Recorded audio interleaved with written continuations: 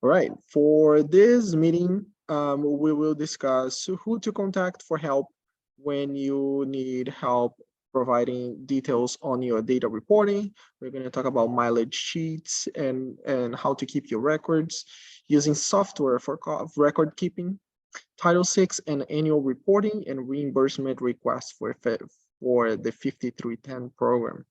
For those who just joined us, welcome to the meeting.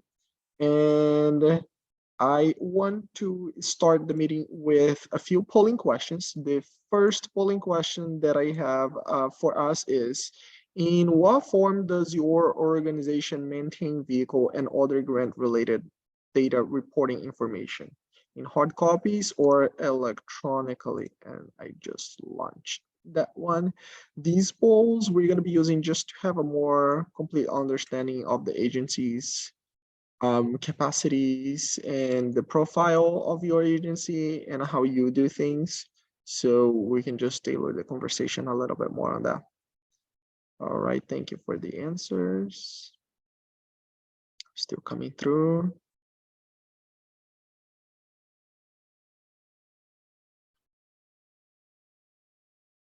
All right, so it looks like the majority of the agencies today use both hard copies and paper, and also electronically stored data for your fleet. That is good to hear that most of us have are being using both systems, since there is always a backup available. My second question now is, if your organization maintains records electronically, do you use a software, a fleet management software for record keeping? And what I mean by fleet management software is one of those that are designed for fleet management. You might use Excel, you might use Outlook or some other softwares, but they are not fleet management specific. This is, we want to know how many of you have acquired or use any type of fleet management software.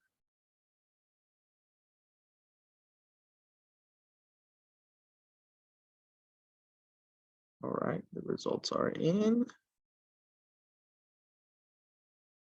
And it looks like the majority of you do not use a fleet management specific software. So you might be using just scanning and storing, and we want to learn a little bit more about how you do it.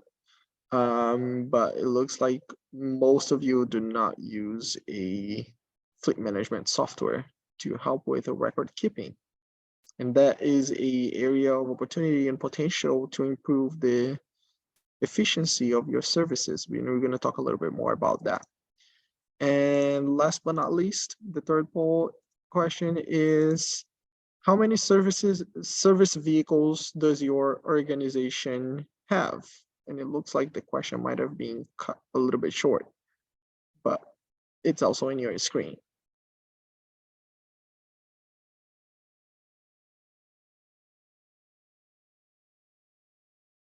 All right, the answers are coming through. Thank you everybody for answering.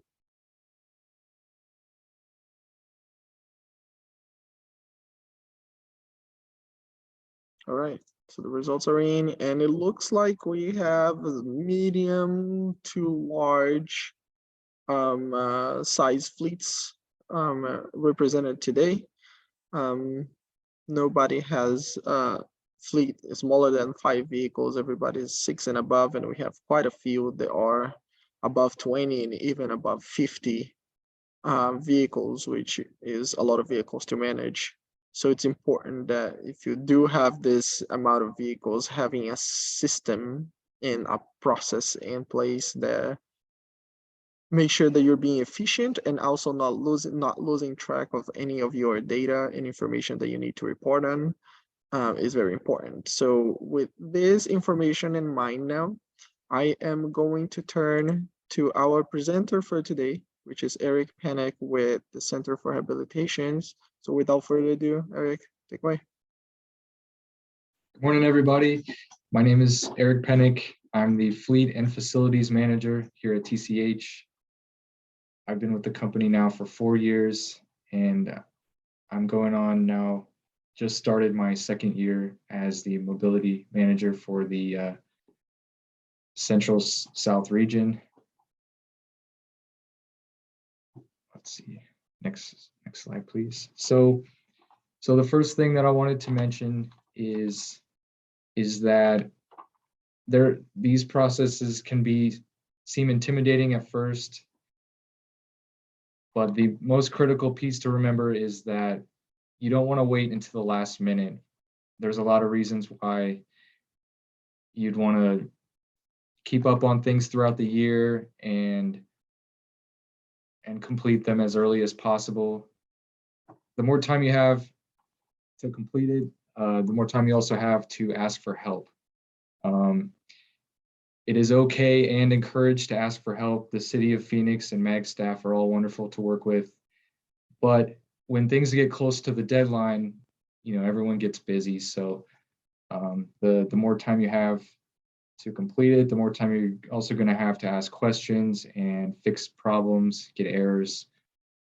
As you guys know, these grants are competitive, but we all have a similar mission, and more or less we're all kind of on the same team here. So the more time you have to ask for help and get things sorted out, the better it is for everybody. Next slide, please.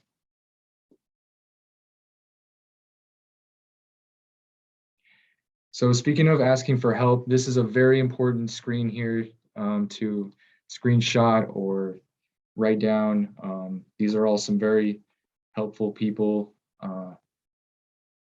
If you have specific reporting questions with any of the grants or processes, the City of Phoenix staff would be the best people to go to there at the section 5310 at phoenix.gov.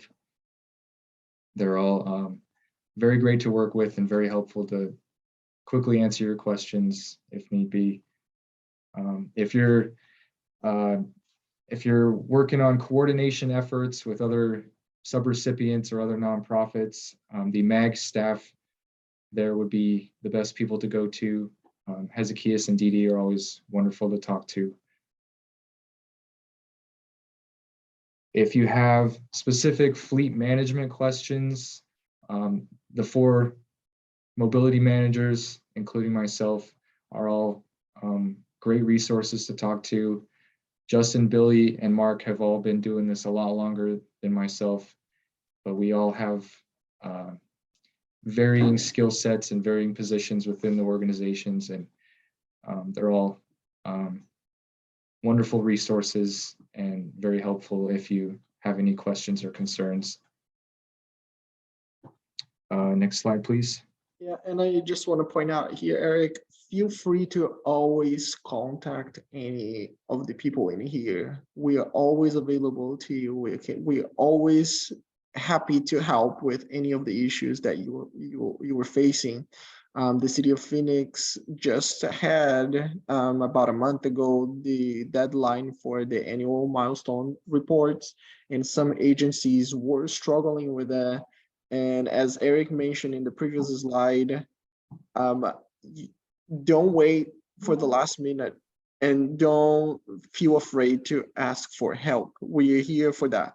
As he said, the City of Phoenix is the main point of contact for reporting questions, but MAG is here to help as well. We are copied in the reporting, in the analysis that the City of Phoenix does of your reporting, so we know what's going on. So we might not know specific answers of specific parts of your reporting, but we understand how the reporting works. We know the deadlines. We can help you with that as well.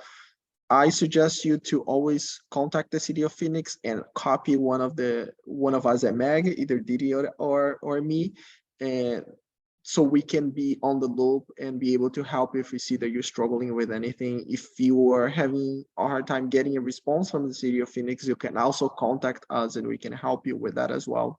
And again, this is for when it's getting close to doing your annual report. But throughout the year, you should be worrying and working on gathering the data or storing the data in a way that when it comes time to do the report, you have the data available and easy to put in your report.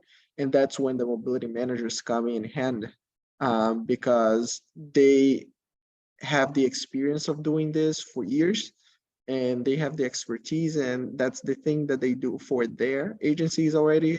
So they can give you tips and best practices that they use in order to provide, to help you make your annual reporting and any other reporting more efficient. We were just talking with Justin that he has, his agency has some reporting to do beyond the annual report right now, and we asked him if he was ready for that reporting, since it was a report that was not a routine report, and he just said, just bring it on. I already have everything set up. Even if he doesn't have to do the reporting, he already has the systems in place for when he's asked for a report that it's a non-routine report, he has it ready to submit. So keep that in mind. They are the experts. They know how to do it in a day-to-day basis, and they are doing the reports just like you are. So they know exactly what your struggles are as well. So just keep that in mind. I see Irma asked a question about keeping all of the records. I know that's something that I'll get to in slide number 10. Let's see. So, all right. So now we'll talk about the mileage and trip logs. These are absolutely critical for fleet management for a variety of reasons. Obviously, number one, they're necessary for the data reporting for the grants. If you're not recording, for example, all of your trips with your supported individuals, these are, if your drivers aren't reporting this information, that's numbers that you're missing out on your grant application and your milestone report. And if you're not showing how much you're utilizing these vehicles, you're not giving everybody the full picture of what your organization is doing and the services that you're providing for the community. The mileage sheets and trip logs also help for finding patterns for dispatching and utilizing your vehicles. It also helps for maintenance tracking, especially if you have large fleets and they're all over the city, all over the state, traveling everywhere. This can also be one more resource that you can use to keep track of your vehicles. Let's see. Another helpful thing to do is to find a system to upload this info onto the computer. This helps to keep it up to date throughout the year. So again, you're not waiting until the last minute to gather all of these statistics and documents to fill out your, like, for example, your milestone report or the application. If you're keeping up on all of this throughout the year, uploading it onto the computer as it comes in, it's going to make these processes a lot more streamlined and simple. That's something that we're actually working on improving here. It's in the past, it's been all paper, but we're transitioning into more of an electronic process for this as well. Let's see. Another reason for this is, or actually, next slide, please. Another reason for this is also driver accountability. That first log was a form that we keep in every vehicle. This form is something that we keep here at our main campus to sign out all of the vehicles that may be used for day trips and transportation runs, things like that.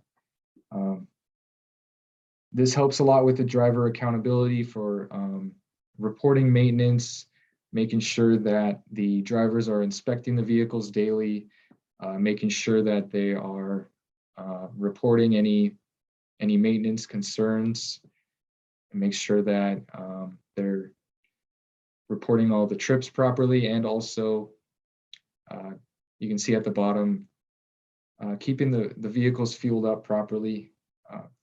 If I can, I'd like to talk quickly about that. We have a lot of reasons why we keep our vehicles at above half a tank. Number one, for emergencies, just to make sure that in the event of any kind of emergency that you'd be able to get to your destination without having to stop for fuel along the way.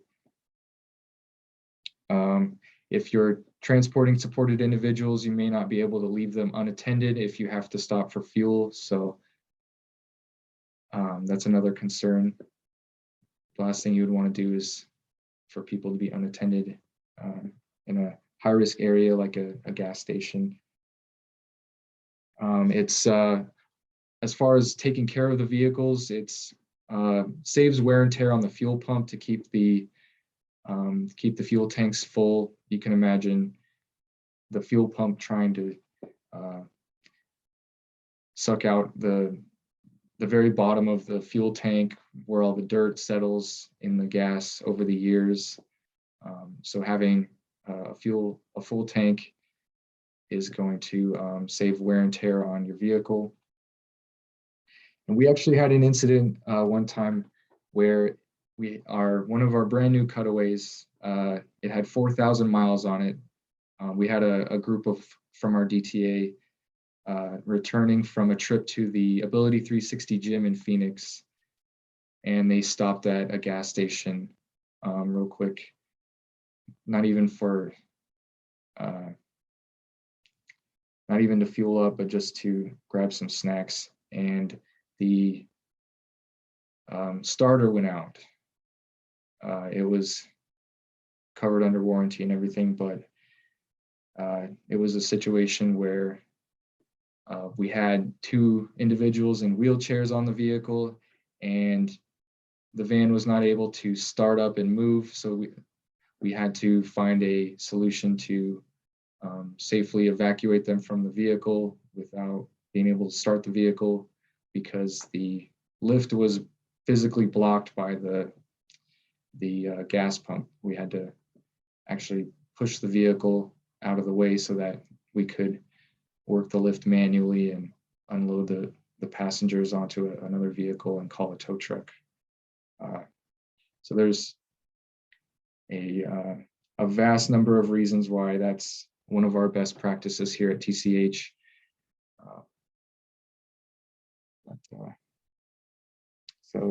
Next slide, please. So physical copies of all your records are very important to keep. It's good to have everything in multiple places. Physical copies can come in handy if you have, for example, a server error on the computer or a clerical error and things may get accidentally deleted. You'll still have the physical copy. If you have a change in staff and you need to get things caught up, there's all kinds of reasons why, having multiple copies of things is could save you in the case of some problems. Some things that we keep physical copies of are, of course, our trip and mileage logs. We're going to keep all of our invoices from the shops. We're going to keep all of our drivers' maintenance and inspection paperwork. All of this stuff is good to have around for physical copies. We keep a physical file of every vehicle in a filing cabinet with individual folders for all these different types of documents, so that in case we ever have to access it, it's all in one place and we can quickly find what we need. To answer Irma's question, it's good to keep these files for a minimum of 3 years. If you're, for example, Hezekias mentioned the audit that just happened to Justin McGregor.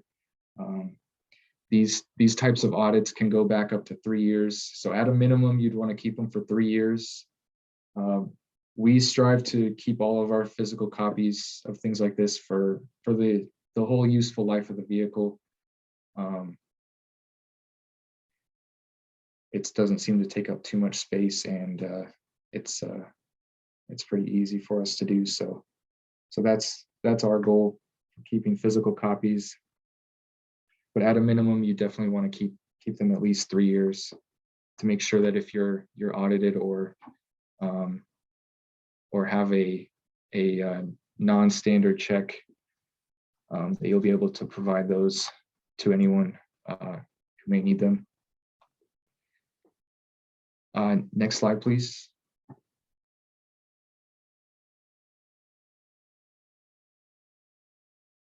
So of course, having paper copies is important, but there are some limitations. So now I'm going to talk about the digital side of things, using computers and software to help keep track of all your records. Next slide, please. So here's a screenshot from our, the acronym is CMMS, Computerized Maintenance Management Software. This is the name of it is FIX, F-I-I-X. As a fleet and facilities manager, not only do we use this software for our fleet, but we also use it for our facilities. We have 2 commercial buildings here on our main campus, along with 11 group homes throughout Tempe, Mesa, and Phoenix. So having a software like this is crucial to make sure that we're maintaining all of our assets, both fleet and facilities. Let's see. As you can see here, we have, for example, van number 160 in our fleet. You can go down the list and see all of our invoices from shops. You can see various images for certain things that may have maintenance concerns and things, pictures that may have been taken of the vehicle for various reasons. All of these records and things that we may need are going to be all in one place and easy to access. We have an IT department that helps us with this as well. So they can help us with running reports and quickly gathering any of these documents that we may need. It can make things a lot easier. It helps with communication. If they're all in this software, anyone can quickly access them. They don't have to go into the office and physically get the file. They can do it from wherever they are. So it makes things a lot easier. Next slide, please. Eric, Irma has a question on the chat. She's asking, what is the cost for your software? There is a cost. I would have to talk to our IT department to know the actual cost, but we use it for maintenance tickets for our IT department, for our facilities department, and for our fleet. So the cost is kind of split up throughout all of them. And it's definitely worth it for a whole variety of reasons. Anyone can submit help tickets from anywhere, and it helps streamline the whole maintenance process.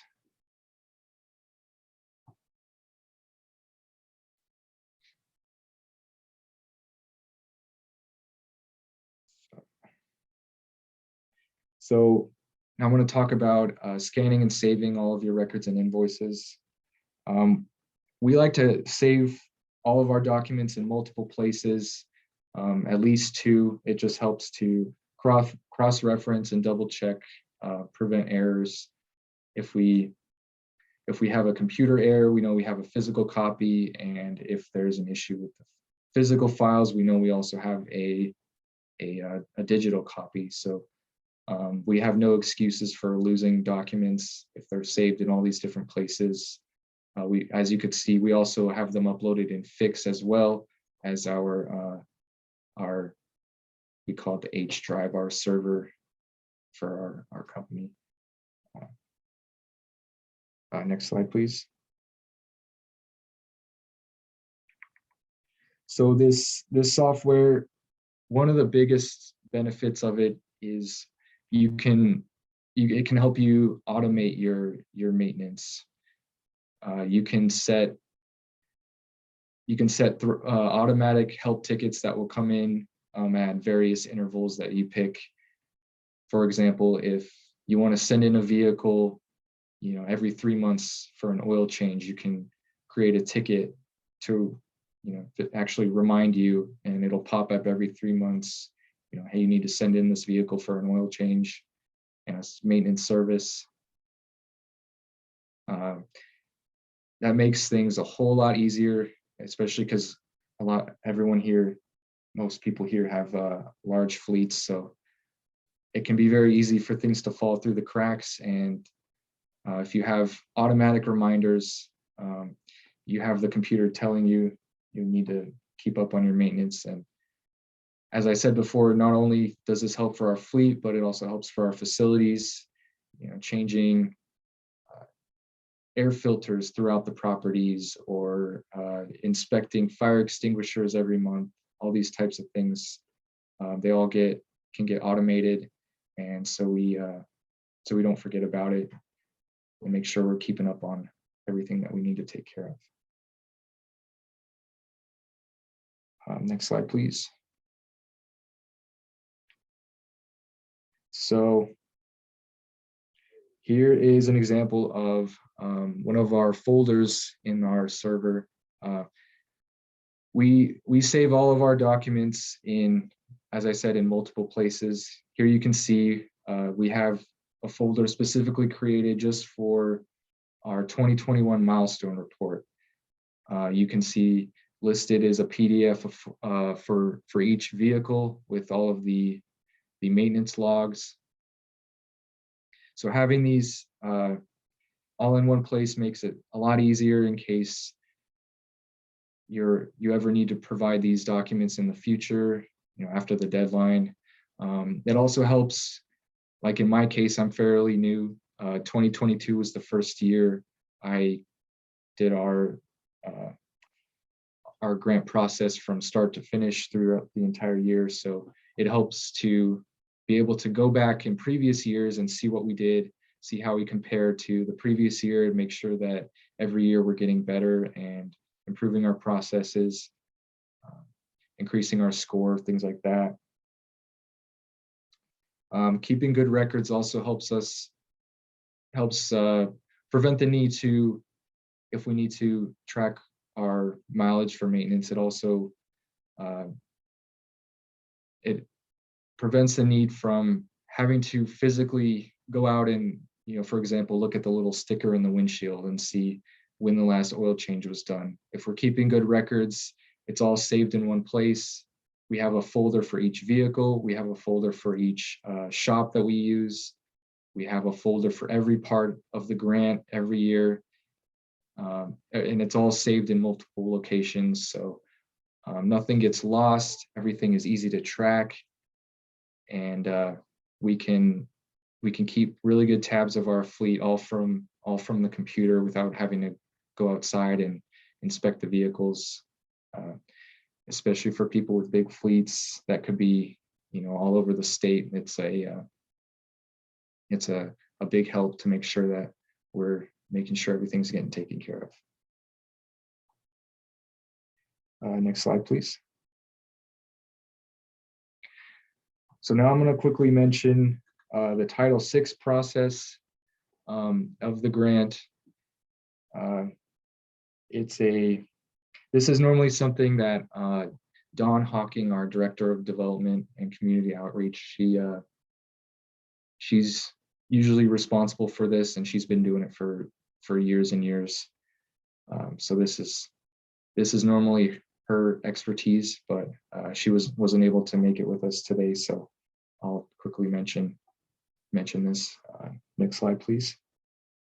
So on the City of Phoenix website, in the Title VI category there, you can see they have a template. The template is very easy to follow. It's very straightforward. This has to be updated every 3 years. It has to be, the policies have to be displayed on your company website. They have to be printed out and displayed in every vehicle, both in English and Spanish, and they have to be displayed throughout the building, whether they be in a folder or, for example, posted up on a bulletin board or things like that. There's very clear guidelines listed on the Title VI section of the website there. Yes, Eric, thank you so much for talking about Title VI. It's really important that your agencies have a Title VI plan, and as Eric mentioned, have it displayed. City of Phoenix does Title VI reviews and audits routinely, not to every agency. They will randomly choose agencies and do these audits and reviews and make sure that you have that available for your consumers in your vehicles and in your buildings, as Eric mentioned. So just making sure that you have it, and maybe even using whatever software system that you use for giving you alerts and creating tickets for your maintenance could also give you alerts and tickets for when you need to update your Title VI plan. Just an idea. Even if you use Outlook, just put a reminder on your calendars of when Title VI is becoming 3 years old and you need to review and renew it. So you prepare ahead of time, and it's not exactly the 3-year mark and you haven't updated it, and then the City of Phoenix is asking for it. So you want to be proactive on that.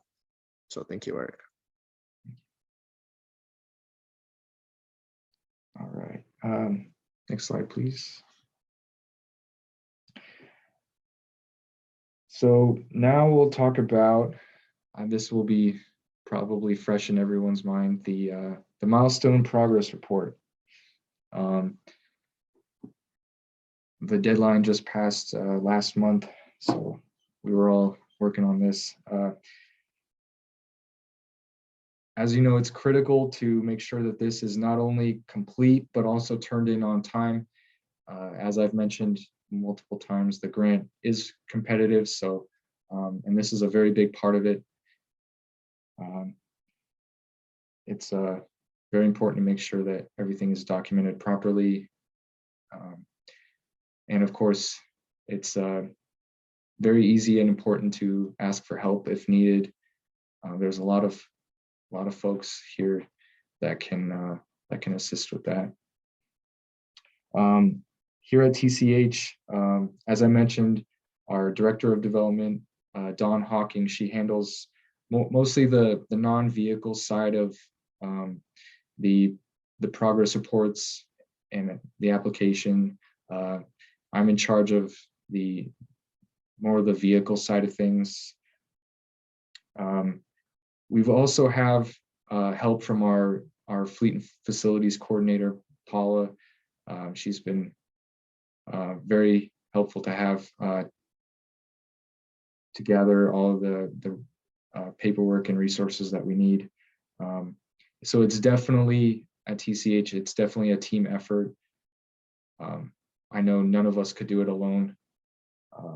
Having backups around and people who are cross-trained and can handle this stuff is very important, just to make everything a lot easier, to help people learn not only what we do, but why we do it. That seems to make things go a lot more smoothly. As I said, not only is it helpful to ask for help with the process, but it's also helpful to notify the City of Phoenix or MAG if the deadline is a concern. As Zacchaeus mentioned, everyone is very happy and willing to help any way they can. So the more you reach out, what is the saying? The squeaky wheel gets the grease. So the more, it can't hurt to ask for help. Yes, Eric. Important reminder, what you mentioned about cross-training. Some of you have small agencies that you might be the only person responsible for the milestone progress report, and we understand that. We have agencies that it's a two-people job for everything in the agency. So one person is in charge of everything else, and doesn't have the ability to also work on the milestone progress report, which is understandable, but having basic knowledge of what needs to go there, when it needs to be submitted, someone else in your agency needs to have the basic knowledge of the MPR so they can be prepared in case of if you that is responsible to turning it in cannot are not available. Life happens, you get sick, family gets sick, you need to travel, something happens, and somebody else in your agency needs to be ready to submit that. Because also, as Eric mentioned, this is a competitive process for 5310, and it's getting competitive, more and more competitive every year. We've done some data analysis, and agencies are increasing their scores, but getting lower in the ranks. So that just shows that it's getting more and more competitive. And the city of Phoenix, as the designated recipient, does provide points on your grant request, on your grant application, and they consider how are you managing your reports, your funds, and all of this part can be considered on the evaluation process.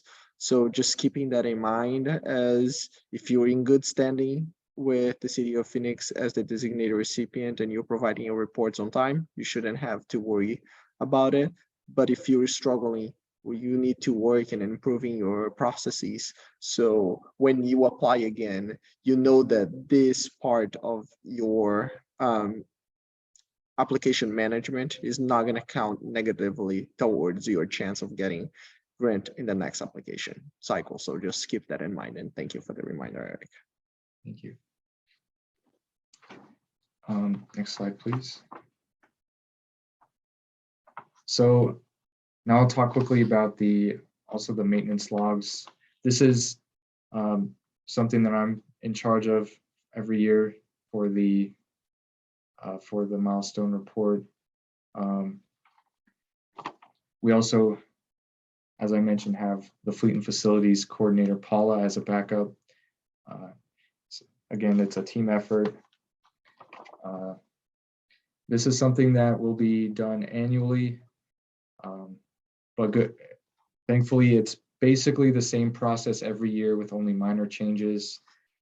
So it can be very easy to start gathering all of your documents ahead of time and making sure that everything's in the right place so that when the application is released, usually there's only a couple weeks between when it's released and when it's due. Then you'll already have all of your documents in place. If you're saving them throughout the year where they need to be saved and doing a good job of the record keeping, this process can get very streamlined, and then all you've got to do is just plug everything into the Excel sheet, and it can be very simple. I had one other thing.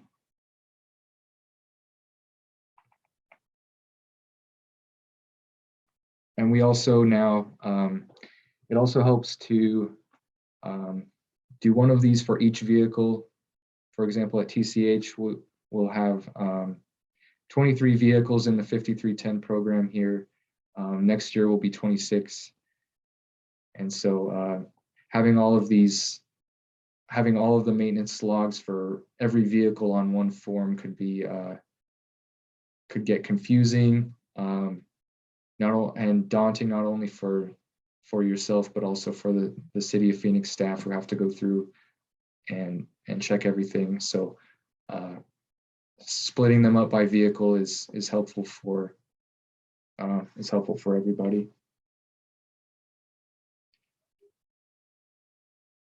see, next slide, please.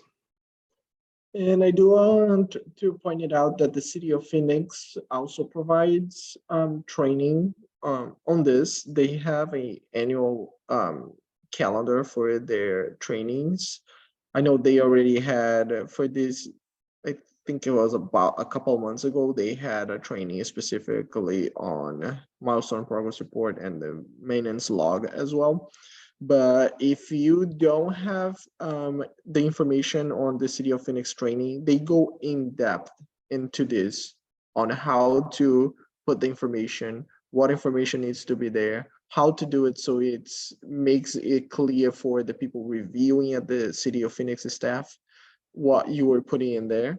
They have these trainings throughout the year. If you're not in the mail list receiving the information on these trainings, please let me know. Shoot me an email and then I will help you get into that list and receive the information from the City of Phoenix for their trainings. Great information. Okay, so here are, I wanted to give a quick shout out to Wendy Miller and the City of Phoenix staff for providing these tips for best practices on handling your vehicle maintenance logs and your milestone report. The first one is making sure that you're completing your annual inspections ahead of time throughout the year, and they're not all being done, for example, the last week of September. If when they're reviewing these documents and they see, all of the annual inspections done all in one week, they may have concerns that you're not making sure that the vehicles are maintained throughout the year. If they're getting inspected regularly at a routine basis, then it also increases your chances of finding problems when they're small and taking care of your maintenance before the maintenance becomes a repair.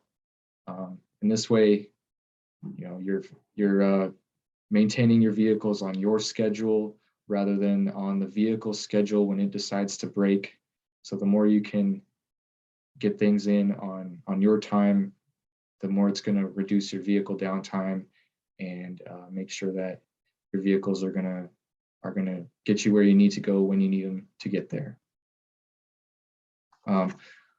On the vehicle maintenance logs, it's really important to also make sure that you're including these annual inspections. There, on the maintenance log, there's a specific drop-down selection in the Excel sheet to include the inspection, and then you also want to make sure that they're included either second or third right behind the cover sheet and the Excel sheet for each vehicle packet. They noticed that even if people were getting the annual inspections done, they may not have been properly showing that on the form, and there's another chance to lose points. So that's another key takeaway. Let's see. So another thing they've been seeing is that making sure that we are inspecting the invoices when we receive them from the shops and ensuring that the repair shop themselves are properly documenting the mileage and VINs for the invoices, just to make sure that they're proving which vehicle was repaired and when it was repaired, and the mileage at which it was done.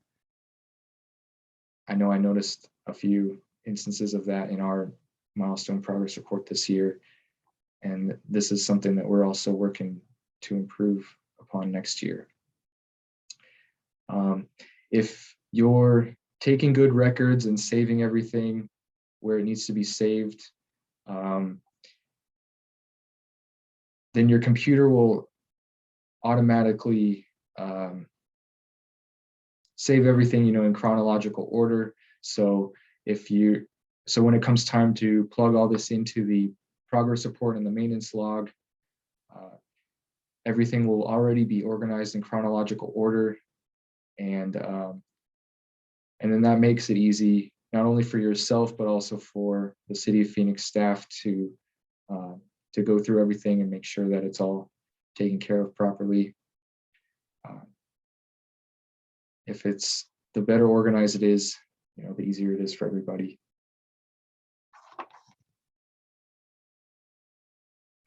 Next slide, please. So another key part of the grant process is the reimbursements. I know now from experience that it's very important to submit these on a timely basis. If you wait, you want to at least make sure you're doing it once per quarter. Especially if you have a large fleet, you may want to do it even more often than that. If you're waiting until 6 months or a year or perhaps longer than that, it can become quite the overwhelming process. The longer you wait, the more chances you have to make errors. If you submit it more often, everything is going to be more fresh in your mind, and you'll be able to properly document everything as it needs to be on the form. And I know if I was working for the City of Phoenix, I would hate to see a whole year's worth of reimbursements all at once. It's quite the big packet of paperwork. So and when it gets close to the deadlines, not only are we more busy, but also the City of Phoenix staff, they're also going to be busy processing all of these applications. So it just makes it easier on everybody. Yeah, good point, Eric. They are going to be busier, so if you have questions, they might take longer to answer your questions. So it's important to keep that in mind. And again, I go back to the application process, right? So if you're planning on applying on the next cycle, on the coming cycle, so on and so forth, one of the things that the City of Phoenix will consider is how you manage your grant. Are you submitting your reimbursements on time? All of these things they keep in mind. So if you have funding available that you are not submitting the request for, and these I'm not talking about only within the period of your grant. So if you applied for preventive maintenance for the next year and you're still within that year and you haven't submitted it yet, it's good that you still do, as Eric said, at least once per quarter to make it easier for you down the road. But if you have something older than 1-2 years, what the City of Phoenix is looking is that you are requesting every year, but you are not requesting the reimbursement for that money every year. So there might be a disconnect, and they might be asking more questions of you in relation to your future requests, because it looks like you are not. We know that you need the money, that's why you're requesting, but based on your reimbursement requests, it doesn't look like that because you are not asking for the reimbursement of the money that you applied for. So keep that in mind, because the City of Phoenix considers that as part of the evaluation of your application.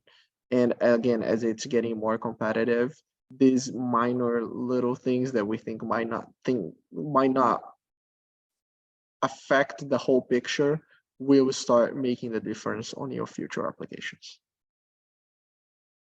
Yeah, good point. And we just had our 5310 review just a couple weeks ago to go over our score. And if your reimbursements aren't up to date, then your score is not going to be up to date either, and you won't get the whole picture of how you're stacking up compared to the other subrecipients.